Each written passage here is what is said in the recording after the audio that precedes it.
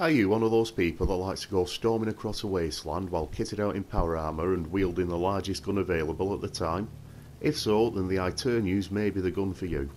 As always, I'm Jay and welcome along to this tips and tricks video showing you how to acquire this legendary Gatling laser with unlimited ammo capacity.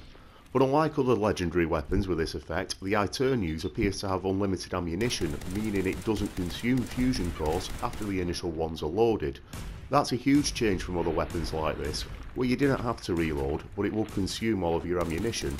As fusion cores are expensive and not easy to find, this gun will be the answer to those wanting to use a Gatling laser, especially doing a Brotherhood of Steel style playthrough. This video from here on out will contain spoilers for the Nucor World DLC, which is needed to acquire this gun. So as a warning to those that don't want any spoilers for that, then you're best to leave right now. Still here? Let's have a look at getting this gun then. Firstly, you're going to need to have completed the first mission given to you by Porter Gage after making it through the gauntlet. The Grand Tour requires you to clear out the 5 park areas from whatever's infesting that particular location, after which this questline becomes available. On next arriving at Nucor World, you may hear an alarm, or alternatively, like what happens here, a raid is going to inform you that the alarm is sounding. This will then activate the quest Amoral Combat. To find out more and advance this questline, you have to find and talk with Fritz.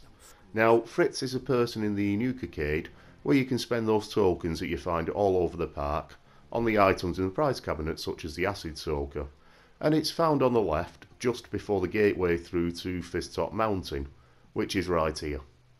On entering, you can talk with Fritz and he'll explain the alarm and give you a few options, so I'll keep quiet here while we go through the dialogue. Skills, boss? I heard you were looking for me? You heard the alarm, right? That means someone's in the gauntlet. Looks like a real tough one, too. What happens next is up to you. You can take him on yourself in the arena, or I can make sure our little rat never gets out of the maze. What happens if I choose to fight? All you need to do is gear up and head for the arena. Bring whatever weapons and armor you want. Then we open up the door to the gauntlet and let in whatever dumbass scaver marks fell into the trap. After that, playtime. So what's the call, boss? You gonna give us a show or what? Time to put on a show. Hell yeah!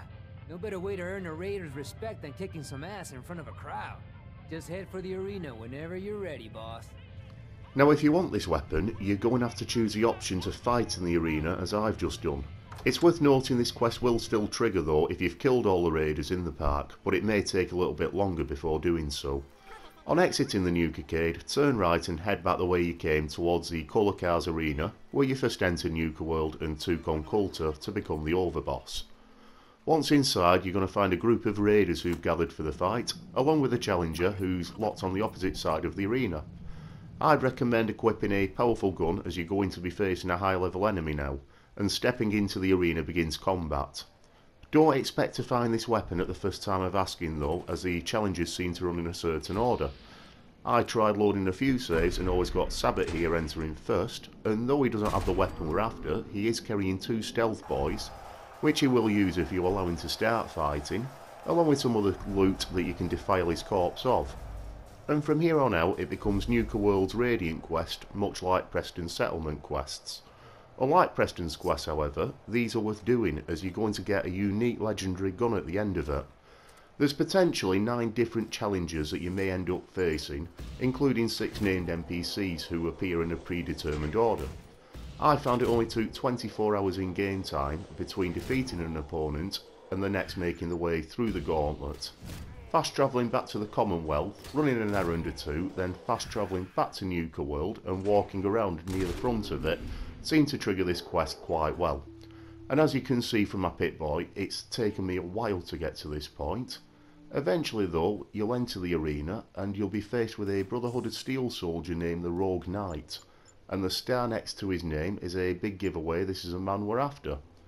If you're not in power armour or using VATS, make sure you come into this fight fully healed, because as soon as he comes out of that door, he's going to pull out the Aeternus and charge at you guns blazing. Luckily we had the mysterious stranger step in there to help finish him off. Now be a little bit careful when you're going over to him, because as I'll show you, unless you've managed to kill him before he's had time to react, the Aeternus will not be on his body. He will be carrying another legendary piece of some form, so a bit of a double bonus, plus a full set of Brotherhood power armour. The Aeternus he'll have dropped somewhere on the ground around him, and in this case it's just behind me. And here is the gun we're after.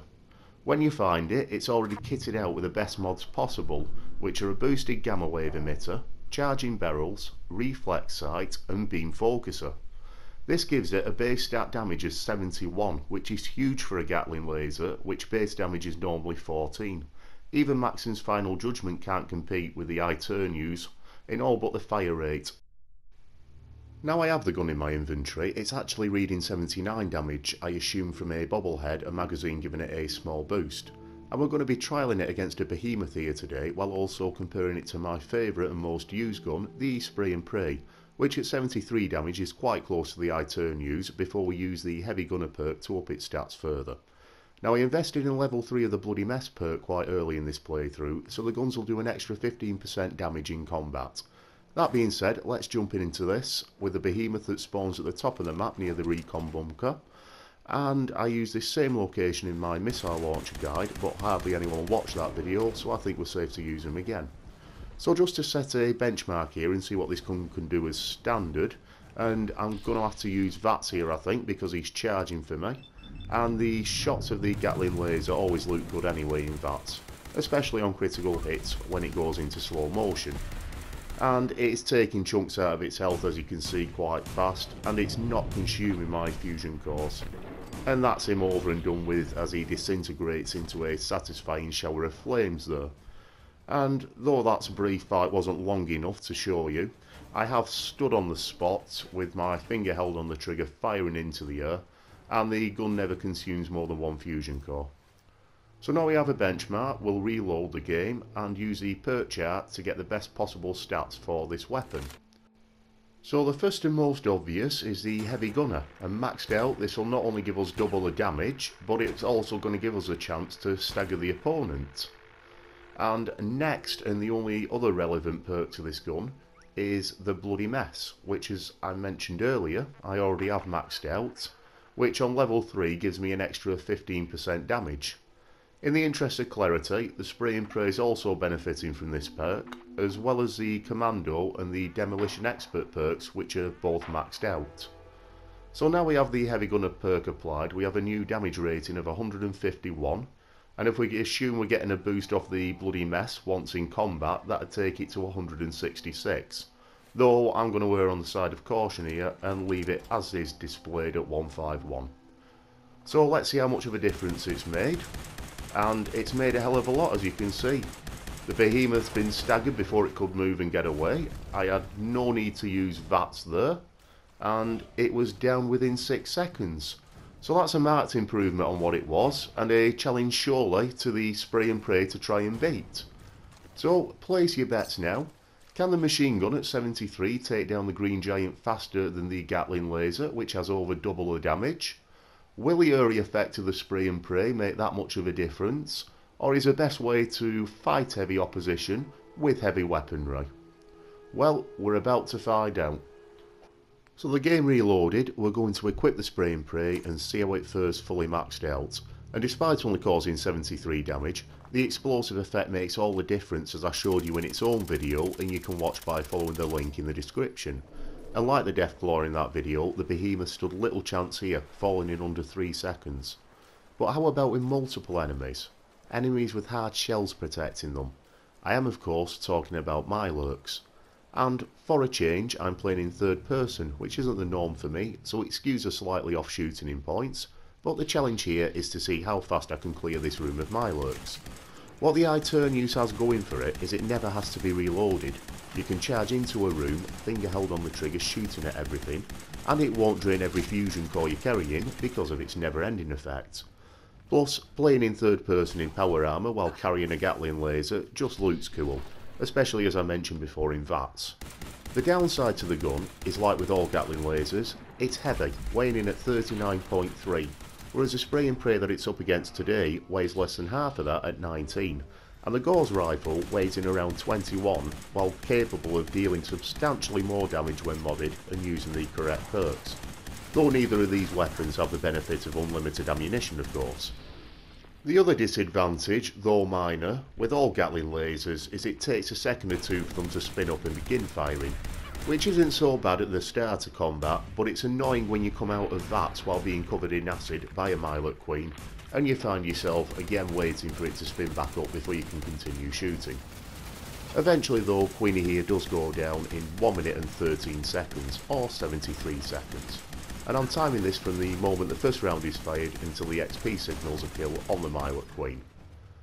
So we're going in again now with the heavy gunner perk applied, and it's causing 151 damage. Being double the damage, hopefully we can clear this room in half the time, and already it's made short work of that first Mirelurk, taking just 3 shots.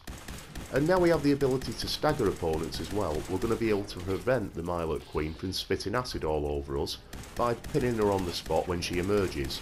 That's after I finish making a hash of killing this glowing Mirelurk, and it's around this point I'm regretting setting the base time in third person.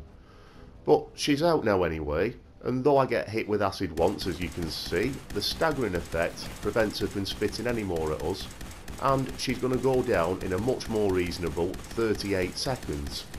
Had I been a bit faster getting to the hunter, I think it could have been around 36 seconds, so half the original time from before. So what can the spray and pray do? Is it faster, and if so, by how much? Well, whatever time you're thinking, you're probably wrong. There's a reason this gun remains my favourite in the game, and it's as follows.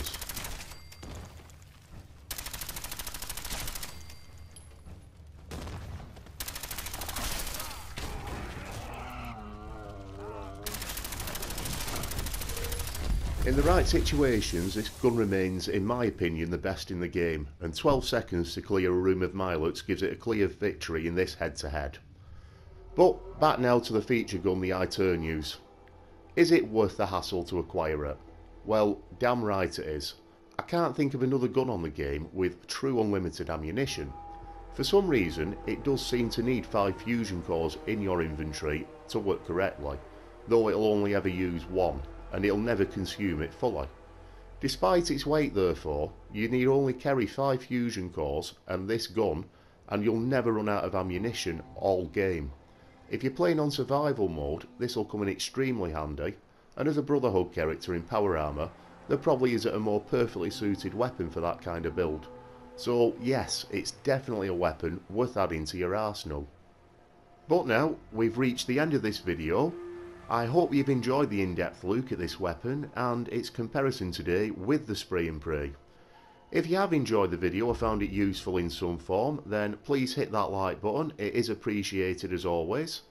And until next time, I've been Jay, take care of yourselves, thanks very much for watching this video, and bye bye.